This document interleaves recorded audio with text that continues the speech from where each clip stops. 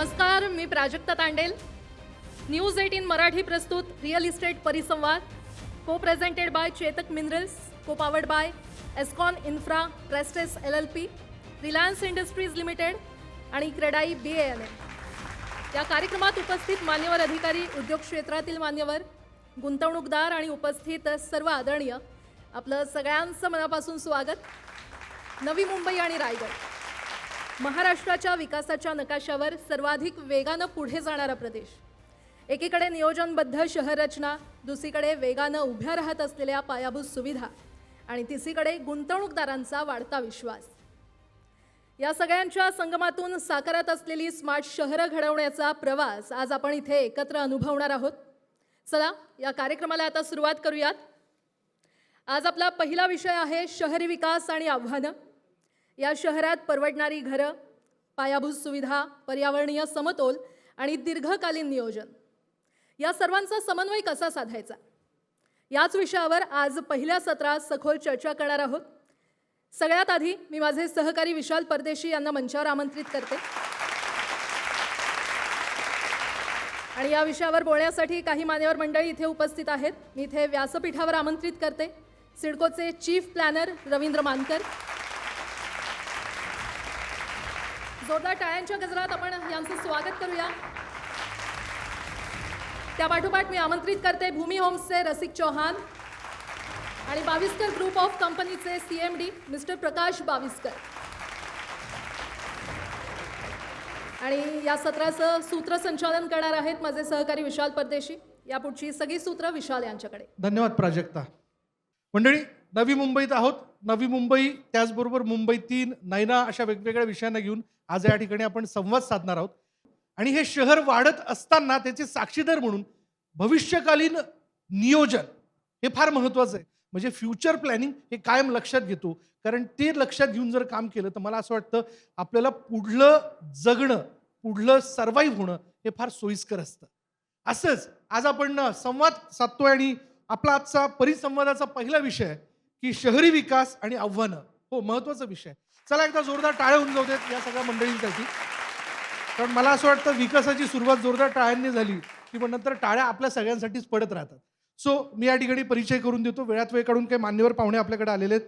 सिडकोचे chief planar Ravindra मानकर sir आपल्यासोबत आहेत. आपलं खूप खूप स्वागत. त्याचबरोबर आपल्यासोबत आहेत बाविस्कर ग्रुप ऑफ कंपनीजचे CMD प्रकाश बाविस्कर, आपलंही खूप स्वागत. त्याचबरोबर आपल्यासोबत आहेत भूमी होम्सचे MD रसिक चौहान, आपलंही खूप स्वागत. चला, तिन्ही मंडळी जोरदार बोलणारी आहेत. सुरुवात करतोय मी, थेट मुद्द्याला आणि प्रश्नाला हात घालतो.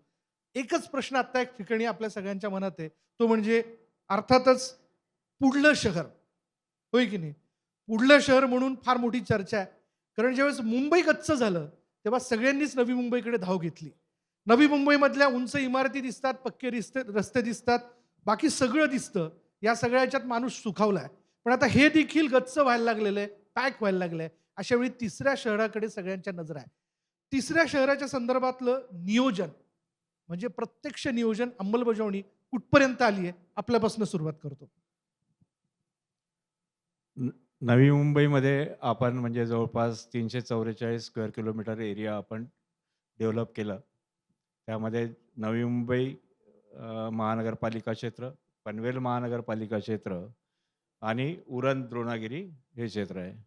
यामध्ये म्हणजे नवी मुंबईमध्ये पुष्कळ सारे म्हणजे एअरपोर्ट झालं, मेट्रो झालं, हे सर्व प्रकल्प सिडकोने इथे उपलब्ध करून दिले.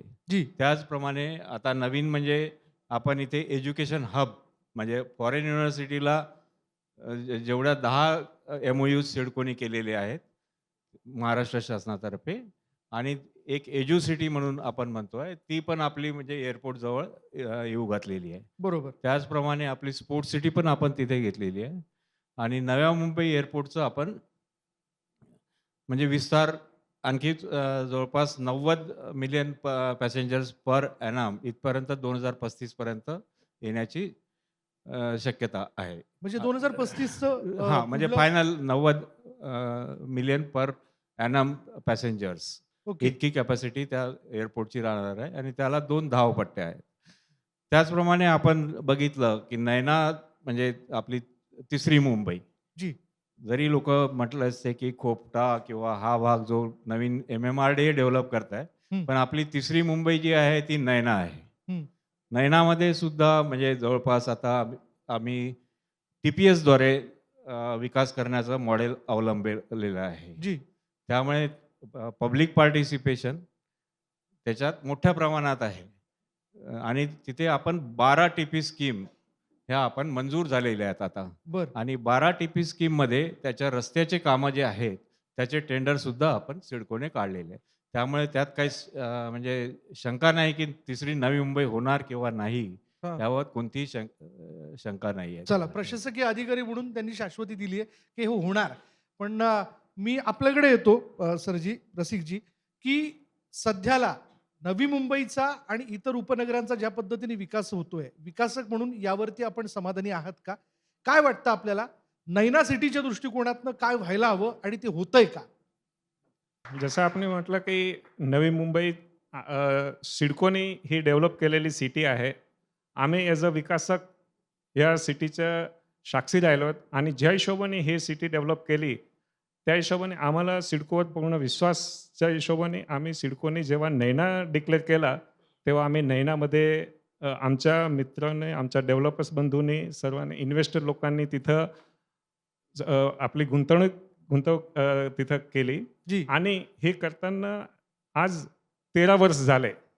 10 जानेवारी 2013ला नैनाचा पहिला सर्क्युलर आला आहे आणि आजपर्यंत नैनामध्ये गावठाण सोडून एक पण CC मिळाली नाही आमच्या मित्रांना. म्हणजे आमच्या जे डेव्हलपर्स बंधू आहे हं. ते आता त्यांना विश्वास राहिला नाही की हा कधी होईल आणि नवीन जे कोणी तिथं गुंतवणूक किंवा आमच्या इन्व्हेस्टरमधलं पण नैनामध्ये आता एक विश्वास आता कमी होऊ लागला आहे. बर. तर मेन आहे तिथलं इन्फ्रास्ट्रक्चर आणि काम चालू होत नाही, त्यामुळे लोकांचा विश्वास कमी झाला. बिलकुल. मला असं वाटतं की तुमच्या मनातला मुद्दा त्यांनी मांडलेला आहे. आपण अधिकाऱ्यांकडनं याबद्दलचं उत्तर घेऊच. पण मी आता पुढे बाविस्कर साहेबांकडे जातोय, कारण नैना या विषयाला घेऊन मला असं वाटतं की ती जी गाज आहे किंवा ती वीट ठेवणाऱ्यांमधले तुम्ही देखील एक आहात. का म्हणजे नैनाबद्दल चर्चा होते, पण हे जसं म्हणाले की बेसिक इन्फ्रास्ट्रक्चर जे तिथं व्हायला पाहिजे, कुठे अडलंय, काय अडलंय, कुठे अडसर आहे? सर्वप्रथम न्यूज 18चे मी आभार मानतो की आजचा हा नवी मुंबईच्या इश्यूजसाठी खास करून आपण कार्यक्रम ठेवला. नाहीतर साधारणतः सरकारी यंत्रणांना भेटणं एकत्रितपणे हे सध्या कठीण होत चाललेलं आहे. बेसिकली नवी मुंबई जी वसली प्रत्यक्षात, तर खरं तर सिडकोने अतिशय चांगलं काम केलेलं आहे असं मी सांगेन.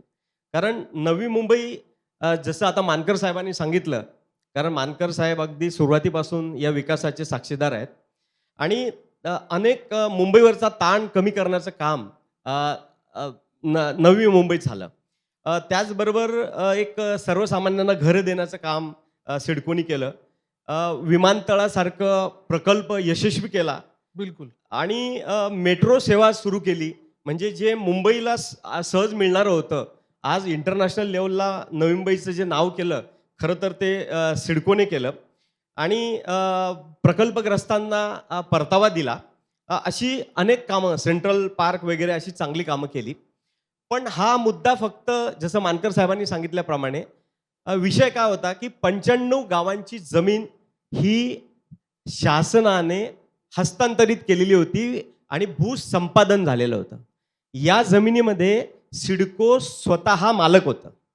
आता या व्यतिरिक्त जे नैना प्रकल्प आपण सांगितला, बेसिकली पृथ्वीराज चव्हाण साहेब असताना हे प्रेझेंटेशन आम्ही दिलं होतं आणि नैनाची मागणी केली होती. आणि जेव्हा नैनाचं नोटिफिकेशन झालं, आज खरं तर त्याला 13-14 वर्ष झाली आणि कागदावर आपण खूप काम केलेलं आहे. अधिकाऱ्यांनी खूप मेहनत केलेली आहे. तिकडच्या 13-14 TP स्कीम वगैरे सगळं मेहनत केलेली आहे. पण वरून डिसिजन मेकिंग व्हायला पाहिजे की आज त्यांनी टेंडर तयार केले, सगळं केलंय, परंतु ते प्रत्यक्षात अंमलात येणार कधी? ते जागेवर टेंडर प्रत्यक्षात होणार कधी? आणि आधी कोंबडी की आधी अंड असा प्रश्न निर्माण झालेला आहे. कारण असं काही इथं झालेलं आहे. आधी इन्फ्रास्ट्रक्चर होणार की आधी लोकांना परतावा मिळणार? आणि हा परतावा जो आहे सर हे असं मी सिंपल भाषेत सांगेल की एखाद्या जमीन मालकाकडे एखादा डेव्हलपर जातो आणि न जाताच त्याचे सगळे नकाशे काढतो, त्याच्यावर प्लॅनिंग करतो आणि ते सगळं प्लॅनिंग करून लोकांना दाखवतं की मी याच्यावर हे करणार आहे, ते करणार आहे. पण मूळ जमीन मालकालाच हा मुद्दा माहिती नाही की माझ्या जमिनीवर तुम्ही नेमकं करता काय आणि मला काय देता आणि कधी देता, याचं टाइम लिमिट पण नाही. तर हा याच्यामध्ये सगळ्यात मोठा हर्डल आहे. प्रत्यक्षात जोपर्यंत जमीन मालकाला याच्यामध्ये इन्व्हॉल्व केलं जात नाही तोपर्यंत नैनाचं हे पुढे काही होणार नाही आहे. हा एक मुद्दा आहे. आणि मला थोडं याच्यामध्ये वेळ असेल तर तिसरी मुंबई स्मार्ट सिटी. बिलकुल त्या मुद्द्यावर मी येतो, पण आपण मानकर साहेबांचं ओके. त्याच्यावरती उत्तर घेऊन टाकूयात. चला, आपण विकासाबद्दलची चर्चा करतोय. विकास ही एक निरंतर प्रक्रिया आहे जी सतत सुरू असते आणि जी सतत सुरू राहिली पाहिजे. हे जर काही प्रशासकीय अडथळे असतील तर त्यावरती आपण काय काम करणार आहात? म्हणजे हे मुद्दे आपण ऐकून घेतले आणि समोरच्यांकडनं देखील या विषयाला घेऊन टाळ्या पडल्या. याचा अर्थ हा सगळ्यांच्या मनातला प्रश्न आहे, बरोबर की नाही? बरोबर. त्यामुळे मला असं वाटतं की आपण या विषयाला घेऊन उत्तर द्यावं. मी विकासजीच्या प्रश्नाला उत्तर देईल की बुवा त्यांनी म्हटलं की बुवा सीसी नयनामध्ये एक सुद्धा झाली नाही. हे म्हणजे आम्ही जवळपास 200 ते 250 सीसी नयनामध्ये दिलेले आहेत. बाविस्कर साहेबांची स्वतःची म्हणजे टाउनशिप तिथे आहे. त्याची पण सीसी आपण त्यांना दिलेली आहे त्यांना. त्यामुळे हे जे म्हणणं आहे की बुवा तिथे कोणती सीसीच झालेली नाही, हे म्हणजे त्यामुळे वस्तुस्थितीला धरून नाही आहे ते. आणि ह्या ज्या 12 टीपी स्कीम आहे तिथे पण सुद्धा आम्ही जवळपास टीपी स्कीममध्ये सुद्धा आमच्या ज्या सीसीज आहेत, पहिली स्कीम जवळपास म्हणजे मी 2022 मध्ये ती अप्रूव्ह झाली. त्याचे PR कार्ड सुद्धा लगेचच झाले. म्हणजे आज तुम्ही जर बघितलं तर मला वाटते पनवेलमध्ये एक टीपी स्कीम झाली होती. बर. त्याचे 50 वर्ष झाले. त्याचे PR कार्ड सुद्धा म्हणजे मिळाले नाहीत लोकांना. पण नयनामध्ये म्हणजे प्रशासकीय अधिकाऱ्यांनी स्वतःचं म्हणजे पूर्णच युनिट उभारून सिडकोनी म्हणजे TLR वगैरे सर्व आपल्या अखत्यारीत्या घेऊन तिथे आपण PR कार्ड सुद्धा लगेचच देण्याचा प्रयत्न केलेला आहे. आता या 12 टीपी स्कीममध्ये प्रत्येक शेतकऱ्याला माहीत आहे की त्याचा प्लॉट कुठे आहे, त्याची जमीन कुठे आहे, त्याला देण्यात येणारा प्लॉट कुठे आहे, त्याचे ते व्यवहार सुद्धा करतात. म्हणजे असं नाही की त्याला माहीत नाही किंवा काय नाही, तर ते सर्व माहीत आहे. आता सिडकोने 8,000 क्रोरचे आपण टेंडर काढलेले आहे. परंतु काही म्हणजे प्रशासकीय अडचणी नसतात, पण काही लोकांचं तिथे म्हणजे विरोध किंवा अशा गोष्टी असतात म्हणजे स्थानिक लोकांचा विरोध तुम्ही म्हणताय. हां, थोडाफार असतो. पण त्याच्यासोबत पण निगोशिएशन करून काही रस्ते सुरू सुद्धा केलेले आहेत बरं. याच्यात. आणि आज तुम्ही बघाल 1970 साली नवी मुंबईचं नोटिफिकेशन झालं. बरोबर. आज आपण 50 वर्षानंतर नवी मुंबई वेगळ्या पद्धतीने बघतोय. बरं. यात नवीन प्रकल्प येत आहेत. नवी मुंबईमध्ये आजही सुद्धा आपण डेव्हलपमेंट करतोय. त्याप्रमाणे नयनाचा सुद्धा विकास आपण करतोय. तिथेही पण मेट्रोचं पण आम्ही प्रयोजन केलेलं आहे. म्हणजे नयना जी आहे ती प्रत्यक्षात होणारच. आता त्याला थोडा वेळ लागेल. 2013 नंतर जवळपास डेव्हलपमेंट प्लॅन बनवायला 3-4 वर्ष लागतात. आणि सर्वात म्हणजे जो आहे की डेव्हलपमेंट प्लॅन जो आहे महाराष्ट्र शासनाने हा इमिजिएटली सँक्शन केला म्हणजे 2019 मध्ये. बरं. काय आणि डेव्हलपमेंट प्लॅन बनल्यानंतरच कोणत्याही शहराचा विकास होतो. बरं. जरी नोटिफिकेशन 2013ला काढलं, परंतु डेव्हलपमेंट प्लॅन बनल्यानंतरच तो विकास होतो. बरं. आणि त्याप्रमाणे आपण जवळपास आता 12 टीपी स्कीम केलेल्या आहे आणि पुढच्या पण टीपी स्कीम आपण म्हणजे करणार आहोत. तर त्यामुळे जे आपण म्हणतो किंवा विकास काहीच होत झालं नाहीये. नाही. काय रसिकजी, बघा तुम्ही मनातली खंत बोलून दाखवली, पण ते म्हटले होतंय बुवा काम चालू आहे. शेवटी ही प्रोसेस आहे. सहमत आहात का तुम्ही? मी सहमत आहे, पण तो TPS मध्ये आज झाला नाही. मी त्यावेळेस पण बोललो गावठाण सोडून. म्हणजे गावठाण हद्दीत डेव्हलपमेंट झालेले आहे. तिथे सीसी पण मिळाले आहे आणि काम पण झालंय. पण TPS मध्ये कारण मोठा एरिया TPS आहे. गावठाण हे लिमिटेड एरिया आहे. 200 मीटर गावठाणपासून त्या हद्दीत झालेला आहे. आणि मेन म्हणजे TPS डिक्लेअर झाली, त्याचे PR कार्ड बनले आहेत आणि अजून काही प्रोसेसमध्ये असेल. बरं. मेन म्हणजे इन्फ्रास्ट्रक्चर आहे. जेव्हापर्यंत रोडचा आहे, पाणी आहे, काय जे सुविधा बेसिक सुविधा जेव्हापर्यंत मिळत नाही तेव्हापर्यंत तिथं बिल्डिंग जरी आम्ही बनवली, CC जरी मिळाली, बरोबर आहे. तरी पण तो सुविधा तर पाहिजे. आणि सुविधा सिडको असल्यामुळे लोकांना सिडकोवर भरोसा आहे का तो सिडकोची सुविधा मिळेल, पण तो अजून मिळाली नाही आहे ही आमचं. मानकर सर, याबद्दल मी सहमत आहे. उद्या मला जर घर घ्यायचं असेल, हे नैनामध्ये जो यांचा प्रोजेक्ट आहे यामध्ये, किंवा तुमचा असेल, मी येईन ना, मला तुम्ही डिस्काउंट द्याल, मला ही अपेक्षा आहे. हां हां, म्हणजे मी आत्ताच काय ते मी ठरवून घेतलं, भर व्यासपीठावरती तुमच्या साक्षीने. पण हरकत नाही. पण मला जायचं असेल तर मला घर घेत असताना मी हाच विचार करेल की पक्के रस्ते आहेत का, मला तिथून ऑफिसला जाण्याकरता कनेक्टिव्हिटी आहे का, निदान याची तरी, या बेसिक गोष्टींची तरी सुरुवात झाली आहे का. हां. तर आपलं जे आहे की आता टेंडर एकदा कामं सुरू झाली की ती म्हणजे जवळपास पूर्ण 12 TPS मध्ये सुरू होणार. बरं. म्हणजे सर्व 12 TPS मधल्या रस्त्यांची कामं सुरू होणार एकाच वेळेस. बरं. हां, तर थोडासा म्हणजे काही अडचणी असल्यामुळे ते सुरू झाली नाही, पण ते होतील. होतील. म्हणजे होतीलच. ते नक्कीच होतील त्याला आणि काही मानकर- ठिकाणी होतीलच त्याला, त्या प्रश्न नाही. मानकर साहेब आशावादी आहेत, तुम्ही देखील त्यांना प्रतिसाद देता. आणि गावठाणाच्या व्यतिरिक्त सुद्धा म्हणजे हां. असं नाही आहे की TPS होण्याच्या पहिले, TPS जेव्हा झाल्या तेव्हा त्या बिल्डिंग परमिशन आपला थांबल्या. पण TPS होण्याच्या अगोदर आपण गावठाणाच्या बाहेर सुद्धा पण आपण परमिशन्स दिलेल्या आहे. बरं. हां. ओके. त्यामुळे तो असा काही मुद्दा नाही आहे आणि जेवढ्या फास्ट आपण म्हणजे नैना आपण एका, कारण आता 50 वर्ष आपल्याला यायला लागली नवी मुंबईला. हम्म. आजही म्हणजे जिथे 100% लँड सिडकोची आहे. बरोबर. बरोबर तुम्ही आहे. म्हणाल 72 ला नोटिफिकेशन हां, 70ला नोटिफिकेशन निघालं पहिलं. बरं. नंतर आपलं लँड ॲक्विजिशन आपलं जवळपास 85-86 पर्यंत लँड ॲक्विजिशन झालं. बरं. म्हणजे त्यालाही 15-16 वर्ष लागली. बरं. आणि त्यानंतर मग 90 पासून थोडं पिकअप केलं आपण. बरं. म्हणजे याला आणि नंतर आपण सर्व प्रकारचं म्हणजे इथे जे तुम्ही बघाल की म्हणजे EWS पासून ते हायर इन्कम ग्रुप पर्यंत आपण हे केलेलं आहे. म्हणजे सगळ्यांना अफोर्डेबल सगळ्यांना असतील, अफोर्डेबल छान हाऊसिंग रस्ते केलेलं आहे. असतील, सुविधा हो, असतील. सगळ्या सुविधा झाल्या. त्याप्रमाणेच नयनामध्ये सुद्धा तशा सुविधा होतील. तुम्ही प्लॅनिंगचे प्रमुख आहात सिडकोचे, बरोबर. मग मी तुमच्याकडे येणार आहे सर. पण मूर्त स्वरूपात हे सगळं दिसणं, म्हणजे म्हणतो ना की मी जर वर्ण शहर बघितलं, वर्ण बघितलं तर मला जमीन नाही, इमारती दिसत आहेत, छान सगळं सुव्यवस्थित दिसतंय. कुठलं साल तुम्ही टार्गेट ठेवताय समोर तुमच्या.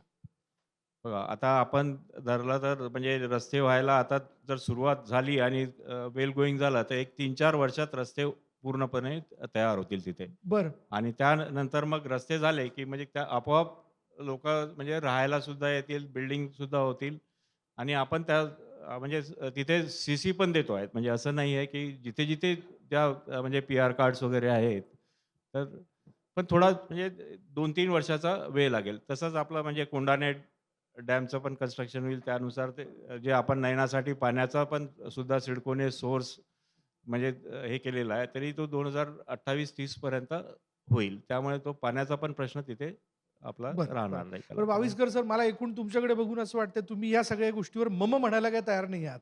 तुमच्या मनात प्रश्न आहे, ठीक आहे, विचारून टाका, मुद्दा मांडून टाका. नाही, त्याच्यात मुद्दा असा आहे की सर जे बोलतायत ते बरोबर आहे. त्यांनी केलेली मेहनत त्यांना बोलणं अनिवार्य आहे, त्यात काय वादच नाही. पण प्रश्न हा फक्त 23 गावांचा बोलतायत. बरं. सुरुवातीला यांच्याकडे मला वाटतं 370 गावं होती. त्या 370 गावामध्ये शासनाने हळूहळू हळूहळू सगळी गावं काढून टाकली. बरं. आता फक्त 95 गावं यांच्याकडे शिल्लक आहेत. हं. आणि ते 23 गावाला जर आपल्याला 12-13 वर्ष नक्की सिडको सारखं चांगलं प्लॅनिंग केलेलं आहे, खूप चांगलं होईल, हे सगळं मान्य आहे. परंतु उर्वरित गावांना मोकळं तरी करा. कारण तिथल्या जमिनींवर रिझर्वेशन टाकलेलं आहे, रस्ते टाकलंय, गार्डन टाकलंय, त्याचं काहीही विजन, काहीही प्लॅनिंग नाही आहे. त्यांना मोकळं करा. शासनाला फक्त 2 ओळीचं पत्र लिहा की आम्ही 23च गावं करायला तयार आहे, बाकीच्या गावांना मोकळं करा, त्यांना फ्री झोन करून टाका आणि करू द्या काम त्यांना. तुम्ही सगळ्या विकासकांच्या वतीने जोरदार बॅटिंग करता इथे. नाही, विकासक म्हणजे आता 40 वर्ष झेललं आहे ना साहेब. आता इथं नवी मुंबईमध्ये 40 वर्ष जे झेललं आहे, त्यांच्या मनामध्ये फक्त त्यांच्या मनात जे असतं ते बिचारे इथं येऊन बोलत नाही. कारण उद्या माझी कुठली तरी CC अडून जाईल, माझी कुठली तरी बांधकाम परवानगी लटकून जाईल, म्हणून ते घाबरतात. मी घाबरत नाही. एवढाच फरक आहे त्यांच्यात नाही, आमच्यात. नाही, हा संवाद सकारात्मकतेकडे जाण्याचा आहे आपला. तशी कुठली गोष्ट होणार नाही. साहेब बसलेलेच समोर. हा रसिकजी, आपल्याला काहीतरी मुद्दा ऍड करायचा मला असं वाटतं सगळ्याच्यात. नाही, जसं भाविस्कर सरने म्हणालं तसंच एका जे हातात घेतलेलं आहे त्यात तुम्ही पूर्ण काम करा एकदम. आणि जेव्हा हातात नसेल ते जर मोकळं केलं तर आम्हाला जे बिल्डर लोकांना तेवढं आज एरिया मिळेल, तिथं काम बरं. करू शकेल. आणि जे अफोर्डेबल हाऊसिंगचं जे गव्हर्नमेंटचं PMAY असेल की काय असेल ते अफोर्डेबल आम्ही हाऊसिंग तिथं बनवू शकतो. परवडणारी घरं परवडणारी सगळ्यांसाठी. बरं, तुम्हाला काय आव्हानं वाटतात, म्हणजे स्वतः तुम्ही विकासक म्हणून किंवा तुम्ही सगळी मंडळी, की तुम्ही कुठे कुठे या सगळ्याच्यात भविष्याच्या दृष्टिकोनातून गुंतवणूक केलेली आहे, काय तुम्हाला चॅलेंजेस वाटतात? मेन म्हणजे आमचं मोस्टली नैनामध्येच सर्वांनी गुंतवणूक जास्त केलेली आहे. बरोबर. कारण नैना क्षेत्र पनवेलला अगदी लागून आणि आपला सिडकोला लागून पहिलं क्षेत्र तोच होता. आता नैना नंतर पी-एम-सी आले. पी-एम-सीमध्ये आज एवढं काम चालू आहे, तर आम्हाला असं वाटलं की नैनामध्ये जर आम्ही इन्व्हेस्टमेंट न करता पी-एम-सीच्या कुठलं गाव, कारण त्यांचा काही प्लॅन नसताना तिथं कोणी तिथं गुंतवणूक केली नाही.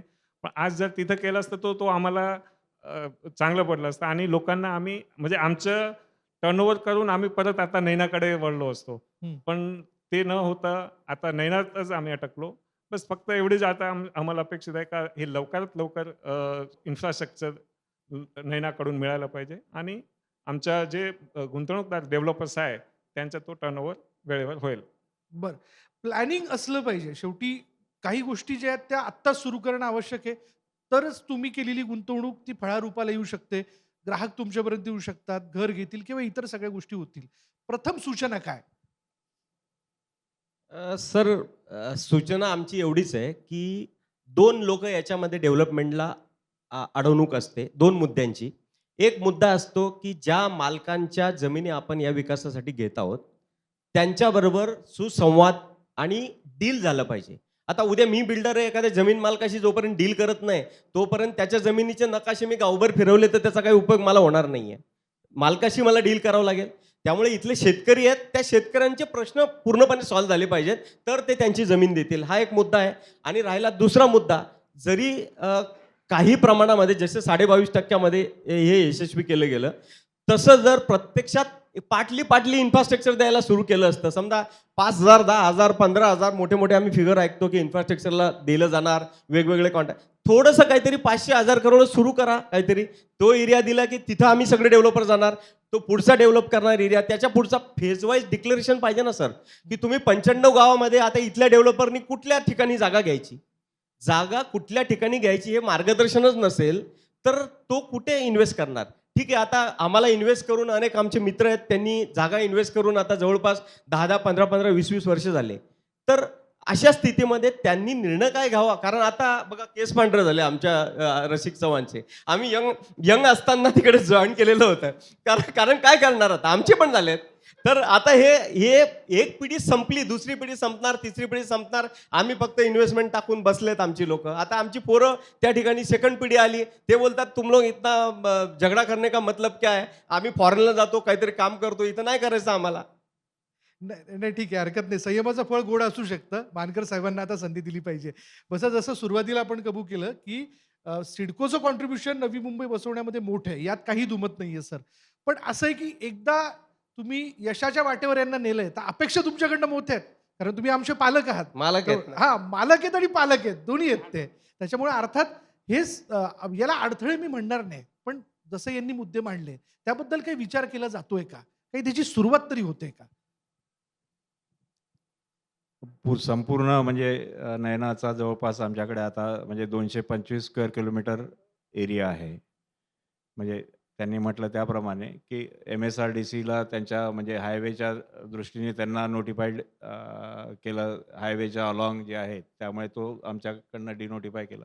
नंतर MMRDAला न्यू टाउन डेव्हलपमेंट अथॉरिटी म्हणजे 100% ॲक्विजिशनचं जे मॉडेल आहे सिडकोचं, त्याप्रमाणे पेनपासून ते पुढे म्हणजे अलिबागपर्यंत जवळपास त्यांना न्यू टाउन डेव्हलपमेंट अथॉरिटी केलेला आहे.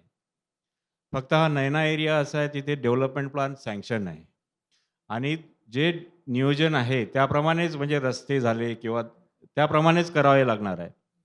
या 23 गावाव्यतिरिक्त जिथे जिथे शक्य आहे तिथे तिथे आम्ही विकास परवानगी देतोच. असं नाही की म्हणजे कोणाला विकास परवानगी मिळत नाही किंवा काय नाही असं. आता अशी काही यांची अडचण नाहीये.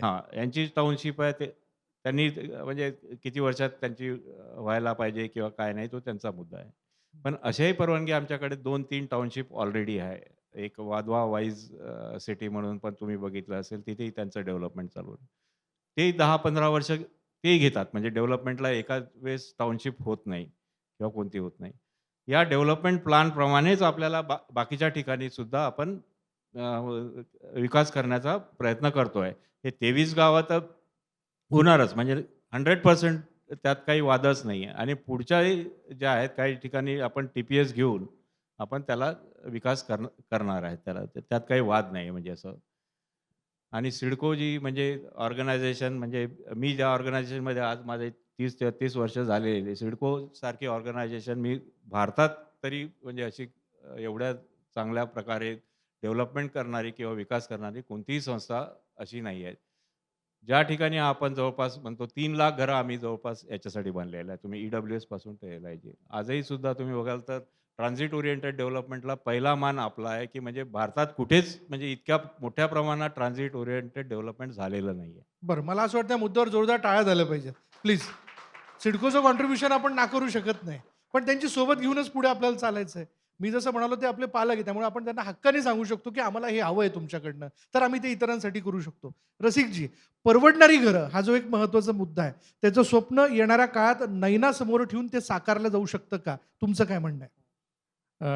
मी त्याच्यावर येण्यापूर्वी साहेबांनी जो सांगितलं त्या हिशोबानेच बोलतोय का बिलकुल. जसं साहेबांनी बोललं त्या आमचं फक्त एवढंच आहे का जे मेन रोड आहे ते जरी केलं का काय बरंच प्लॉटना तिथून एंट्री मिळू शकते. थोडंफार असेल तर ते आम्ही स्वतः तेवढं रोडचं कनेक्टिव्हिटी करू शकतो. पण मेन रोड जरी त्या हिशोबाने जर एकदा प्लॅन केलंच तर तो आम्हाला काम करण्यासाठी आमचं प्लॉट मोकळं होऊ शकतं आहे.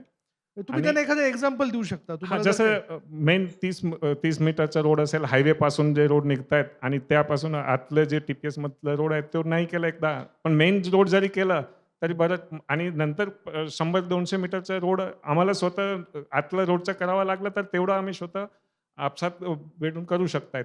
पण हे एवढं जरी झालं तरी अप्रोच होईल. हा एक आमची रिक्वेस्ट आहे. असं काय जर प्लॅन करता आला साहेब हं. तर त्यात तुम्ही नक्की बघा. आणि जे परवडणारी घर सांगितलं त्या आणि सर अजून एक मला ॲड करायचं आहे. बिलकुल आमच्या रसिकजी. आमच्या मंडळीमध्ये अशा पण चर्चा होत आहेत हं. की काही ठराविक बिल्डर हं. की ठराविक मोठे बिल्डर आहेत त्यांच्याकरता हा नैना उशीर करतायत का त्यांचा फायदा होण्याकरिता. नाही नाही. हे हे जे काय आपसात आमच्या जिथं चाललंय जसं आपलं तुम्ही सांगितलं त्या हिशोबाने हे टाउनशिपचं प्रोजेक्ट आहे. तसे मोठे मोठे बिल्डर्सनी इथं आपलं टाउनशिप चालू केलेली आहे. त्यांचं काम का त्यांचं बुकिंग होण्यासाठी आमच्या सिडकोकडून नाही पण वरून त्याचं काय प्रेशरवरून काम होत नाही का, असं काय आहे का, असे आपसात आमची चर्चा होत आहेत. मन मोकळं करतायत ते तुमच्याकडे, मन मोकळं करतायत. मला असं वाटतं त्यांनी मन मोकळे केलेलं आहे त्यांचं. त्याच्यामुळे मला असं वाटतं खरंच तसं काही नसावं, पण तुम्ही नाही, शंका एक निरसन मिनिट. करा. तुम्ही जर बघितलं तर महाराष्ट्रात 1950-55 मध्ये म्हणजे मुंबईमध्ये सुद्धा टाउन प्लॅनिंग स्कीम झालेल्या आहेत. त्यानंतर टाउन प्लॅनिंग स्कीम कुठेच झालेल्या नाही. परंतु नयनामध्ये पहिल्यांदा म्हणजे पूर्ण महाराष्ट्रात जर बघितलं तर 12 टाउन प्लॅनिंग स्कीम एका वेळेस म्हणजे या 3-4 वर्षाच्या काळात जी. ह्या म्हणजे अप्रूव्ह झाल्या. म्हणजे शासनाकडनं जवळपास डेव्हलपमेंट प्लॅनला 5-10 वर्ष अप्रूव्ह व्हायला लागत होते. ते म्हणजे प्रशासकीयांनी त्या जवळपास 3 वर्षात त्या पूर्ण त्याची प्रोसिजर करून त्या अप्रूव्ह केल्या. हं. नंतर 8,000 करोडचे आपले रोडचे कामं काढले आहेत ते. हं. आता ते जे म्हणतात की 32 मीटर 40 मीटर तर ते सर्वे आपण म्हणजे एक 20 मीटरपासून ते 60 मीटरपर्यंतचे त्या 23 गावात पूर्ण आपण रोड काढलेले आहे. जी. नंतर जे आपण पूर्ण डेव्हलपमेंट प्लॅन रोड जे आहेत आपले त्याचंही डिमार्केशन आपण करतोय. हं. म्हणजे जे नयनामधल्या डेव्हलपमेंट प्लॅनचे मोठे मोठे जे रोड आहेत त्याचं पण आपण डिमार्केशन करतोय आणि त्याचं कशा प्रकारे डेव्हलप करता येईल याच्याबद्दल पण. कारण डेव्हलपमेंटला टूल म्हणजे त्याचा रोडचा एरिया ॲक्वायर करणं म्हणजे आता लारप्रमाणे ॲक्वायर करायचं म्हणजे पैसाही भरपूर पाहिजे. TDR जरी आपण म्हटलं की TDRनी कोणी द्यायला तयार असले तर TDRला सुद्धा लोक तयार होत नाही कारण तिथे डेव्हलपमेंट नाही त्यामुळे TDRला तयार होत नाही. तर हे सर्वे जे प्रपोजल आहे भाविस्कर साहेबांनी पुष्कळ सारे प्रपोजल आम्हाला दिले ते आम्ही शासनापर्यंत पण पोहोचवले की त्यांच्या म्हणजे त्याच्यावर ॲक्शन घेऊन वगैरे सर्व असं ते पण पोहोचवले की TDRनी कसं करता येईल आपल्याला रोड ॲक्वायर वगैरे हे सर्व आपण नयनामध्ये केलेलं आहे. आणि त्यांची जी शंका आहे की मोठ्या बिल्डरला वगैरे तसं काही नाही आहे. बर. काय म्हणजे बघा की त्यांनी मोठ्या- सांगितलं तसं काही नाही. हा. हां. हा. तसं काही नाही आहे. आणि म्हणजे प्रत्येकाला आम्ही म्हणजे TPS मध्ये जर असलं तर आपण परवानगी देतोच. हं. फक्त हे जे रोड डेव्हलपमेंट एकदा झालं की म्हणजे फार मोठा म्हणजे हे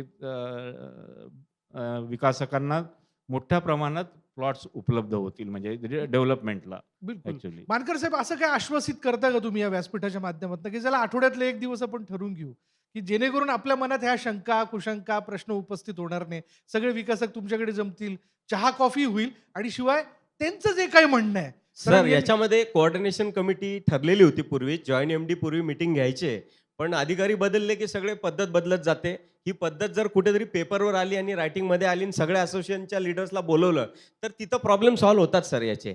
आणि तुम्हाला मी सांगतो सर, याच्या पूर्वी जे लोक याचं डायरेक्शन चेंज करून गेले ना, तर ते आता यांना ते ड्राईव्हर बसल्यानंतर ते आता इथून दिल्लीला जायचं म्हटलं ट्रॅफिक अर्ध्या रस्त्यात पोहोचल्यावर आता परत रिव्हर्स होऊन दुसऱ्या मार्गाला जाता येत नाहीये. त्यामुळे मानकर साहेबांनी खूप मेहनत केली. आता ते एकमेव ऑफिसर असे आहेत की मी जे बघितलंय ते तुम्ही सुरुवातीला कबूल केलं, तुम्ही हा. म्हटलं की नवी मुंबईच्या हा. जडणघडणीतले ते मुख्य साक्षीदार आहेत. अगदी. मानकर साहेबांसाठी जोरदार टाळ्या अगदी उंचावल्या. अगदी. आणि महत्वाचं काय हे एकमेव ऑफिसर असे आहेत की त्यांच्या टेबलावर तुम्हाला फाईलच दिसणार नाही. बरं, ज्या निपटारा दिवशी झालेला त्या दिवशी असतो. क्लिअर करणार, निपटारा झालेला असतो निपटारा झालेला असतो. हम्म. तर अशी स्थिती आहे. पण मानकर साहेबांना विनंती अशी आहे की आमच्या सगळ्यांची मिटिंग घ्या, कारण आईजवळ मुलगा जोपर्यंत रडत नाही तोपर्यंत त्याला दूध मिळत नाही अशी परिस्थिती आहे. बरोबर, त्यामुळे बिलकुल. आम्हाला रडायला तर टाइम द्या कमीत कमी. बर, बघा विकासाच्या वाटेवर जायचंय, त्याच्यामुळे तुमच्याकडे मागणी करतायत मानकर साहेब ते. नाही, आम्ही भावेशकर साहेबांची जी मागणी आहे ती आमच्या मॅनेजमेंटपर्यंत आम्ही पोहोचू आणि त्या नुसार आम्ही त्यांची मीटिंग म्हणजे मी तरी जेव्हा होतो नयनामध्ये तेव्हा तर आम्ही घ्यायचो. म्हणजे यांना सर्वांना जेव्हा वाटलं की काही प्रश्न असतील तर त्यांचे म्हणजे पर्टिक्युलरली हेही करायचो. आणि त्यांनी जे प्रपोजल दिले आणि त्यांना वाटलं की आपल्याला हे खरंच शासनाला पाठवायचे आहे, तसे आम्ही पुष्कळ सारे प्रपोजल पण सुद्धा शासनाकडे पाठवले त्याच्याकडे. त्यात आम्ही म्हणजे TDR सर्वीकडे लागू करावा. पहिले लिमिटेड जागेवर TDR होता, तर पूर्ण म्हणजे नैना एरियात लागू करावा याचंही प्रपोजल म्हणजे आम्ही पाठवलं होतं. तर हे सर्व गोष्टी आम्ही त्याचा संवादाबाबतीत आता म्हणजे मी आमच्या मॅनेजमेंटना सांगून तुम्ही पुढाकार घेताय. येस तुम्ही आश्वासित करताय. हो हो तुम्ही बिलकुल. आठवड्यातला एक दिवस ठरवताय. हो. बघा मंडळी, ठरवतायत ते. बघा या व्यासपीठावरनं हे देखील आपण संवादाला पुढे आणू शकतो. चला यातल्या सकारात्मक बाबींकडे आपण पुढे जाऊयात. नैनाबद्दलच्या पॉझिटिव्ह गोष्टी. येणाऱ्या काळामध्ये नैना एकूणच ही जी होणारी सिटी आहे, जी तयार होणार आहे, कशी सगळ्यांकरता सुवर्ण संधी आहे? सर, मी सगळ्यात पहिले आंतरराष्ट्रीय स्तरावर आपले आदरणीय मुख्यमंत्री देवेंद्रजी फडणवीस साहेब हे वारंवार विकासावर बोलत असतात आणि मला असं वाटतं की ते खरोखर विकास पुरुष आहेतच आणि त्यांनी नवी मुंबईच्या विकासामध्ये सगळ्यात जास्त लक्ष घातलेलं आहे. पण काही गोष्टी त्यांच्यापर्यंत पोहोचल्या पाहिजेत. त्यामुळे मी या स्टेजवरून आणि लोकांना आंतरराष्ट्रीय स्तरावर, राज्य स्तरावर, इव्हन नवी मुंबईच्या लोकांना सुद्धा कन्फ्युजन आहे. नेमकी स्मार्ट सिटी कुठे आहे, नेमकं मुंबई 3 कुठे आहे, नेमकं बिग मुंबई कुठे आहे, नेमकं महामुंबई कुठे आहे. लोक फक्त एवढंच सांगतात पनवेलच्या पुढे गेले की तिकडे आहे. परंतु याचं जर का तुम्ही समजून घेतलं, एक नकाशा मी इन हाऊस तयार केला माझ्या, आणि या नकाशाच्या अनुषंगाने प्रत्येकाला ही गोष्ट कळावी की नेमकं काय आहे. आपण खाली बघितलं तर आपल्याला मुंबई आहे, तिकडे मीरा भाईंदर ठाणे आहे, तिकडे वसई विरार साईड आहे, याच्यामध्ये हा खाडीनंतरचा भाग NMMCचा एरिया आहे. त्याच्या खाली आपण जर गेलो तर हा सिडकोचा एरिया आहे, NMMC सोडूनचा एरिया आहे. आणि वरती गेलात तर तुम्ही तो PMCचा एरिया तुम्हाला दिसेल आणि त्याच्या पुढे गेलात तर ते माथेरान इको सेन्सिटिव्ह आहे. आणि ह्या हायवे पुणे मुंबई एक्सप्रेसवे माझ्या मागच्या बाजूला जर बघितलं तर पुणे मुंबई एक्सप्रेसवे MSRDC जो पट्टा आहे ती आम्ही मागणी केली होती की प्रत्येक वेळी इन्फ्रास्ट्रक्चरचे इश्यू होतात, पण जे एक्झिस्टिंग इन्फ्रास्ट्रक्चर आहे त्याच्या बाजूला तुम्ही एक ऑथॉरिटी नेमा. तर ती MSRDCची ऑथॉरिटी नेमण्यात आली. आता MMC विरार अलिबाग कॉरिडॉर हा जो पुढे जातो हे KSC म्हणजे कर्नाळा साई चिरनेर, त्याला मुंबई 3 असं म्हणतात. म्हणजे स्मार्ट सिटी, मुंबई 3 हे सगळं कन्फ्युजन झालेलं आहे. म्हणून मी त्याला वेगळं नाव दिलेलं आहे बिग नवी मुंबई. मुंबई, नवी मुंबई आणि बिग नवी मुंबई. बिग नवी मुंबई. हा, बिग नवी मुंबईमध्ये ह्या 5 ऑथॉरिटी आहेत. एक तर सिडकोने नैना स्थापन केली, म्हणजे जी आहे ती, त्याचे 95 गावं आहेत, ज्याच्यामध्ये 23 गावामध्ये आता TP स्कीम होणार आहे. त्याचा 225 स्क्वेअर किलोमीटर एरिया आहे. बरं. आणि MSRDC जर आपण बघितली तर त्यांनी एक स्मार्ट सिटी बनवली आहे ज्याच्यामध्ये 71 व्हिलेजेस त्याच्यामध्ये इन्व्हॉल्व आहेत. बरं. आणि ज्याचं क्षेत्र साधारणतः 186 स्क्वेअर किलोमीटर आहे.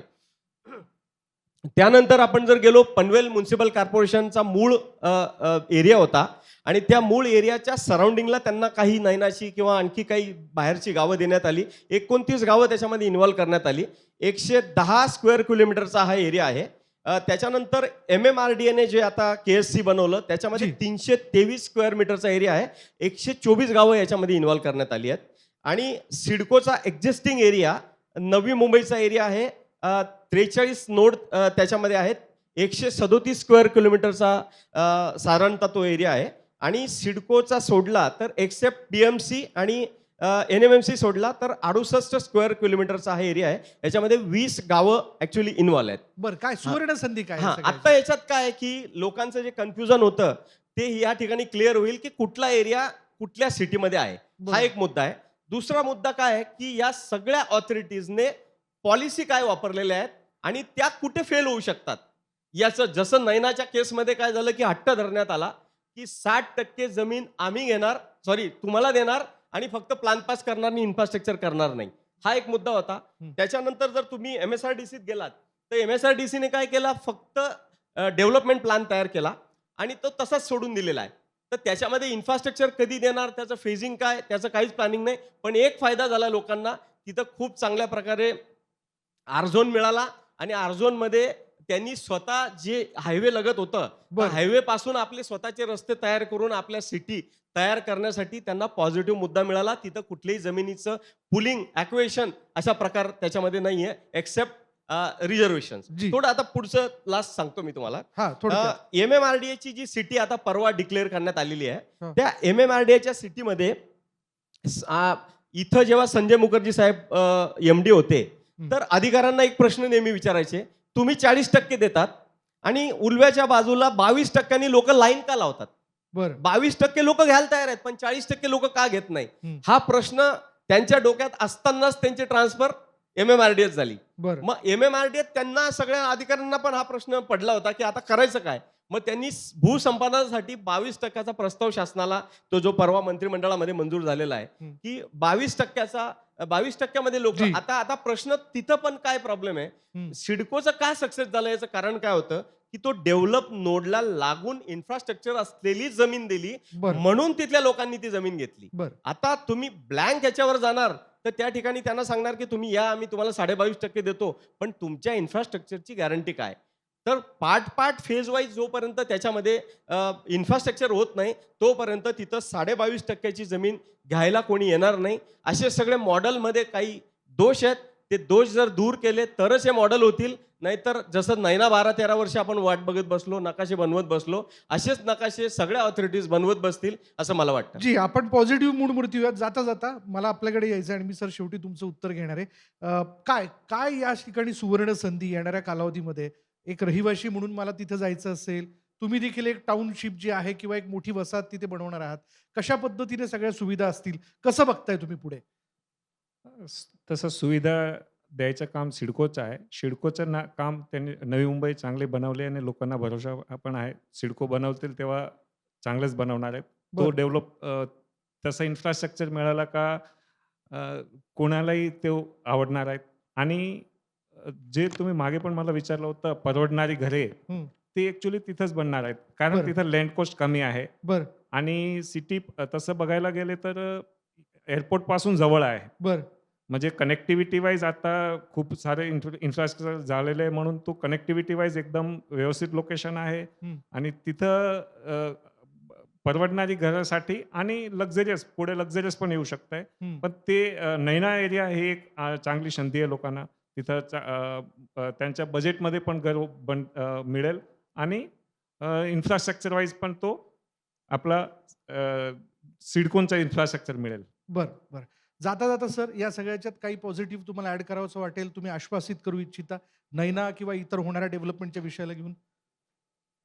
नवी मुंबई ज्याप्रमाणे सिडकोने डेव्हलप केली त्याप्रमाणेच विजय सिंगल साहेब आल्यापासून, म्हणजे पहिले पूर्ण 12 ज्या TPS आमच्या ऑलरेडी अप्रूव्ड होत्या, त्यावर जवळपास 8,000 कोटीचे कामं हे आपण एकाच वेळेस सुरुवात करायचा प्रयत्न करतो आहे आणि त्याला हळूहळू यश येते आहे.